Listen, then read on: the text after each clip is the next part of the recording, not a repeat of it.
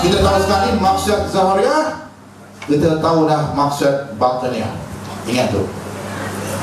Ya, tuan-tuan, bila ada maksud-maksud ini, maka setiap ibadah kita yang nak diangkat oleh malaikat hafazah terhalang pada pintu-pintu langit berikut. Ya, tuan-tuan, dalam satu hadis, hadis yang disampaikan oleh Ibnu Mubarak dari Khalid Ma'dan, Muaz bin Jabal. Maka ditanya pada Muaz bin Jabal oleh Ibnu Mubarak itu, dia menyatakan sebuah hadis yang benar-benar terasa di hati kamu.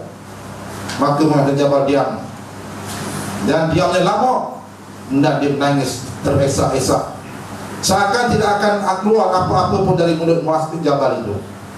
Tapi akhirnya Muaz bin Jabal berkata juga. Siapa Muaz bin Jabal? Sahabat Rasulullah SAW. Maka antara ungkapan itu, panjang cerita itu, saya pendekkan, ringkaskan, ambil rumusan.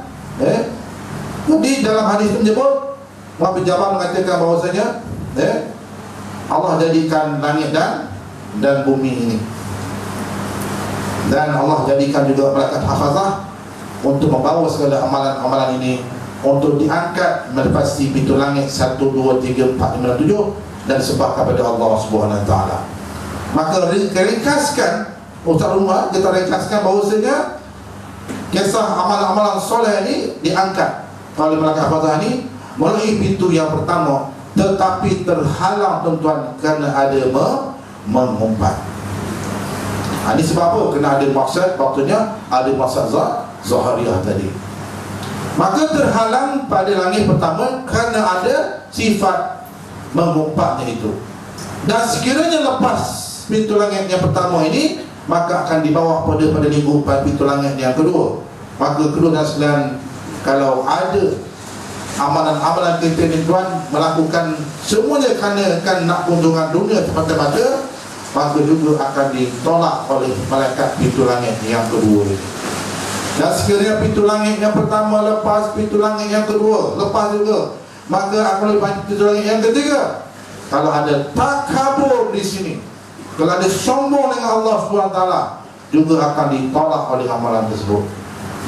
Kemudian 1, 2, 3 lepas, lalu pula pintu langit yang keempat, tuan-tuan, ada sifat ujub sini, maka juga ditolak oleh malaikat tersebut.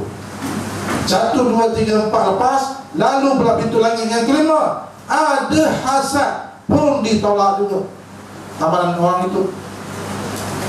Lepas 1, 2, 3, 4, 5, lalu pintu langit yang keenam, maka pintu 6 disebut, kalau kita bersifat tidak pedulikan cara Islam, dia sakit ke, dia apa ke, tak peduli langsung kita, tak rasa di hati kita, pun juga ditolak oleh malaikat yang menjaga pintu langit yang keenam ini. 1, 2, 3, 4, 5, 6 lepas, maka kita melalui pula pintu langit yang ketujuh. Dan pintu langit yang ketujuh dan sekalian, kalau ada sifat riak, akan ditolaklah amalan kita. Ini proses, tuan-tuan. Amalan kita diangkat setiap hari oleh malaikat hafazah. Dan akhirnya, tuan-tuan, bila kita semua lepas, pintu-pintu langit ketujuh lepas, maka semua malaikat ini akan reklaim pada Allah, ya Allah, inilah amalan hamba-Mu yang hebat, yang ikhlas pada mu'minin. Tuan-tuan, Allah akan perhatikan amalan ini. Maka, tuan-tuan, tiba-tiba Allah tolak amalan orang tersebut. Kenapa? Kerana tidak ikhlas pula pada Allah Subhanahu Wa Taala. Maka, tuan-tuan, bukan saja Allah laknat, bahkan seluruh malaikat yang tujuh yang menjaga pintu langit ini turut melaknat ibadah orang yang tidak ikhlas pada Allah Subhanahu Wa Taala. Faham ni? Jadi maksud dan selain akhirnya, ikhlas ini ialah hak Allah SWT. Malaikat pun tak tahu ikhlas atau tidaknya kita. Malaikat tak tahu.